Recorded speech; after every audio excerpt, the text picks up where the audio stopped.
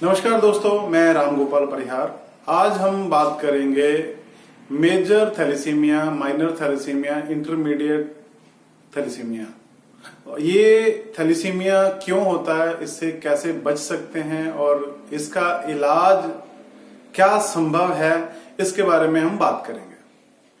Ayurvedic neurotherapy ये एक natural treatment है जिसके द्वारा हम लोग वो ऑर्गन या ग्लैंड जो आपकी बॉडी में प्रॉपर काम नहीं करते, हम लोग उनको नेचुरली स्टिमुलेट करते हैं, जिसकी वजह से आपका लीवर है, स्प्लीन है, बोन मैरो है, इनका जो सिक्रेशन है वो नॉर्मल होनी शुरू हो जाती है।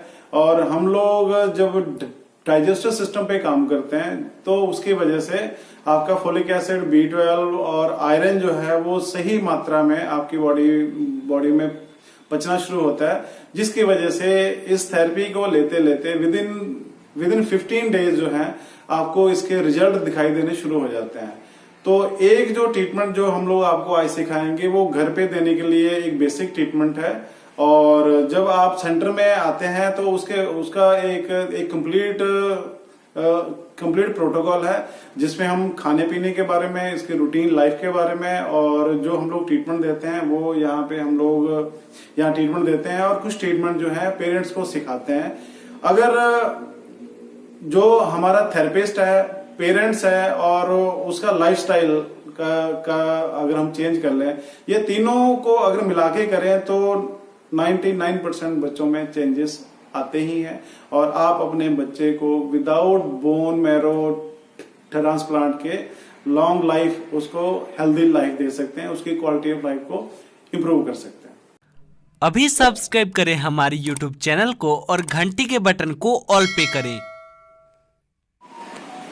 सबसे पहले पेशेंट का लेफ्ट जो लेग है, लेफ्ट लेग की फर्स्ट, सेकंड, थर्ड फिंगर और फोर्थ फिंगर जो है ना, अंगूठा, अगली उंगल, तो हमें ये जो बीच वाली 2 उंगलियां हैं, इस पे हमें ट्रीटमेंट देना है। सबसे पहले यहाँ पे कोई ना कोई पाउडर, ये जो 2 फिंगर्स हैं, इन 2 फिंगर्स को आप खींच के देखेंगे तो जैसे ये खींचते हैं तो ये एक नर्व जो है ये हमें दिखाई देती है। ये इस उंगली की नर्व और ये इस उंगली की नर्व जो है, इसको हमने 6 सेकंड के लिए यहाँ से लेके आना और नीचे अपनी उंगली रखनी है, और ये नेल जो है, नेल के ऊपर प्रेशर देना है। तो ये करने से पहले सबसे पहले ये स्किन पे रैशेस ना हो जाएं, इसलिए कोई न कोई ऑइंटमेंट या पाउडर जो है इसमें यूज कर सकते हैं।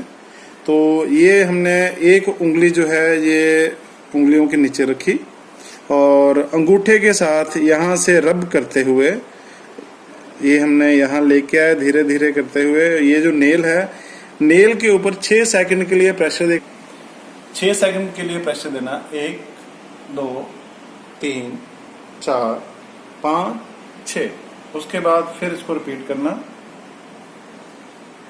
इसको हम लोग 3 बार रिपीट करेंगे। यहाँ पे रोकना, 6 सेकंड, यहाँ पे 6 गिनना, और 6 गिनने के बाद उसको छोड़ देना। तो एक फिंगर पे हमने 3 बार किया, और उसके बाद जो है अगली फिंगर जो है इसके ऊपर भी हमने 3 बार जो है इसको प्रेशर देना है। 1 2 3 4 5 6। एक बार, फिर दूसरी बार 6 सेकंड, फिर तीसरी बार 6 सेकंड। तो ये एक ट्रीटमेंट हो गया। ऐसे ही इसको गैप देना है 2 मिनट का। 2 मिनट के गैप के बाद फिर इन 2 उंगलियों को हम 3 बार रब करेंगे। तो ये हो गया मॉर्निंग का ट्रीटमेंट। ऐसे ही इवनिंग में जो हमने करना है, लेफ्ट लेग और लेफ्ट थाई जो है, इसमें हमें प्रेशर देना है। सबसे पहले ये जो थाई है इसको 3 हिस्सों में हम लोग बांटेंगे। फर्स्ट स्टेप, सेकंड स्टेप और थर्ड स्टेप। थर्ड स्टेप जो है घुटना है, घुटने से ऊपर तक रहना चाहिए, घुटने से ऊपर नहीं आना चाहिए। तो ऐसे ही हम लोग प्रेशर देंगे। जो फर्स्ट स्टेप है, ऐसे ही हाथ के भी हमने 3 स्टेप बनाने हैं। तो पहले स्टेप में हम 6 सेकंड के लिए होल्ड करेंगे। 1 2 3 4 5 6। उसके बाद 1 मिनट का गैप देना है और पेशेंट को 10 लंबे सांस लेने के लिए बोलना है। पूरा डीप ब्रीथ, पूरा सांस लेना। पूरा निकालना पेट से। ये पेशेंट को 10 बार बोलना है। 10 बार करने के बाद 1 मिनट का गैप देने के बाद अगला स्टेप देना है हमने। पहले हमने फर्स्ट स्टेप पे दिया था, अब जो है बीच वाला स्टेप है इसको देना है हमने 6 सेकंड के लिए। 1 2 3 4 5 6। उसके बाद पेशेंट को फिर 20 लंबे सांस लेने के लिए बोलना है और 1 मिनट का गैप देना है। और उसके बाद थर्ड स्टेप जो है ये आएगा इधर घुटने के पास और इधर कलाई के पास। 1 2 3 4 5 6। उसके बाद फिर पेशेंट को 20 सांस लेने के लिए बोलना है। 1 मिनट के गैप के बाद फिर इसको रिपीट करना है। तो ये हमें इस प्रक्रिया को 6 बार रिपीट करना है। 6 सेकंड 6 बार। देखिए यहाँ 6 सेकंड, यहाँ 6 सेकंड, यहाँ 6 सेकंड। उसके बाद फिर इसको रिपीट करना है। यहाँ 6 सेकंड, फिर यहाँ 6 सेकंड, फिर यहाँ 6 सेकंड। ये ट्रीटमेंट अगर आप मॉर्निंग और इवनिंग देते हैं, आपको विद इन वीक जो है पेशेंट के अंदर फिजिकली, मेंटली और जो एनर्जी लेवल है उसमें आपको चेंजेस दिखने के लिए मिलेंगे। और जब आप ब्लड टेस्ट करवाएंगे उसमें भी आपको चेंजेस देखने के लिए मिल सकते हैं। थैलेसीमिया आमतौर पे इसको जेनेटिक डिसऑर्डर कहा जाता है कि ये जो डिजीज है ये माँ बाप से बच्चों में ट्रांसफर होती है। ये 3 तरीके से पाई जाती है: माइनर थैलेसीमिया, इंटरमीडिएट थैलेसीमिया और मेजर थैलेसीमिया। तो हर जो बच्चा है या इस थैलेसीमिया से सफर कर रहा है उसके पीछे कारण जो है वो ये है कि जो रेड ब्लड सेल जिसकी उम्र लगभग 120 दिन रहती है वो 15 से 20 दिन में डिस्ट्रॉय होना शुरू हो जाता है। दूसरा ये रहता है कि बॉडी में जो नए ब्लड सेल बनते तो हैं पर वो मैच्योर नहीं हो पाते, क्योंकि बॉडी में फोलिक एसिड, B12 और आयरन जो है इनका कॉम्बिनेशन गड़बड़ा जाता है। हमारा B12 और फोलिक एसिड जो है बहुत ज्यादा कम हो जाता है और आयरन जो है वो बहुत ज्यादा बढ़ जाता है, और जिसके कारण हमारा लीवर और स्प्लीन जो है ये इसका साइज बढ़ जाता है, जिस वजह से इन बच्चों को बार बार ब्लड ट्रांसफ्यूजन जो है वो कराना पड़ता है। मैंने कई सारे ऐसे केसेस देखे हैं जिनको महीने में 4 बार 6 बार तक ब्लड जो है वो देना पड़ता है। तो इसके अगर मोटे मोटे सिम्टम देखें तो सबसे पहले तो बच्चा बहुत ज्यादा वीकनेस फील करता है, और इन बच्चों के जो नेल रहते हैं वो चम्मच की शेप जैसे हो जाते हैं, और बच्चे को बहुत जल्दी थकावट होती है, और अगर ये लॉन्ग टाइम रहता है तो इससे हार्ट की डिजीज जो है वो आनी शुरू हो जाती है। डाइजेशन के साथ रिलेटेड जो है बहुत सारे कॉम्प्लिकेशन इन बच्चों के साथ होने शुरू हो जाते हैं।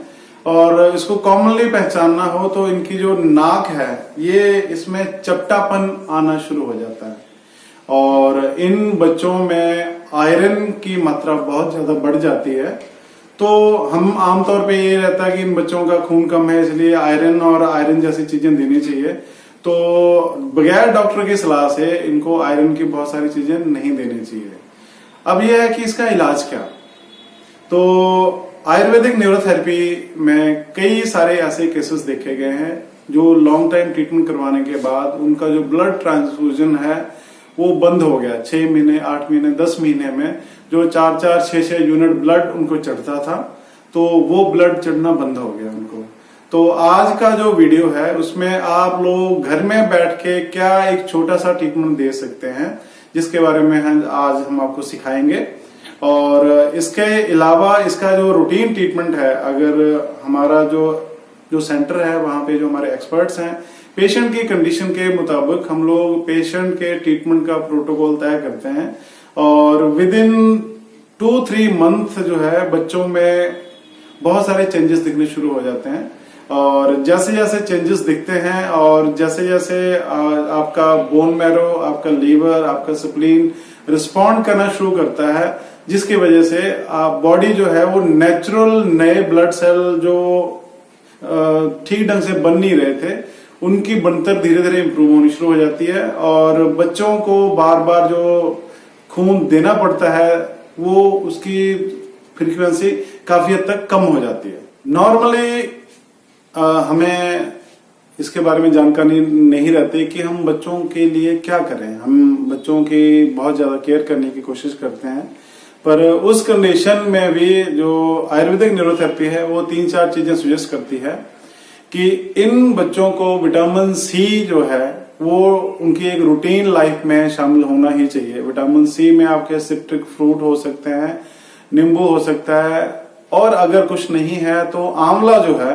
वो 2 आंवले जितना, वो चाहे आंवले का रस है, चाहे सूखे आंवले का पाउडर है, चाहे हरा आंवला है, ये इनके एक रूटीन लाइफ में शामिल करते हैं।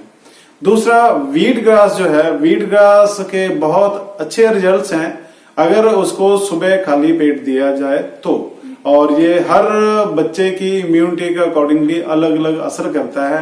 आप इसकी चिंता नहीं करें कि इसके कुछ रिजल्ट दिखाई दे रहे हैं, नहीं दे रहे हैं। उसको कंटिन्यू 90 डेज कंटिन्यू करके उसके बाद उसको 15-20 दिन के लिए छोड़ दें, उसके बाद फिर उसको कंटिन्यू करें।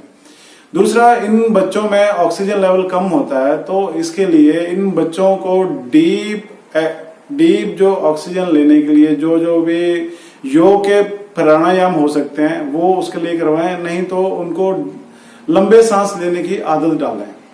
और इन बच्चों को कुछ न कुछ फिजिकल एक्टिविटी जो है जो कर सकते हैं, जिसमें उनको थकावट कम हो, पर इनकी कोई न कोई फिजिकल एक्टिविटी करवानी चाहिए। दूसरा, इन बच्चों को थोड़ी थोड़ी देर में कुछ न कुछ खाने के लिए देना चाहिए, और रात को इनको सोने से 1 घंटा पहले अगर आधा गिलास तेज गर्म पानी दिया जाए वो भी इनके लिए लाभदायक हो सकता है।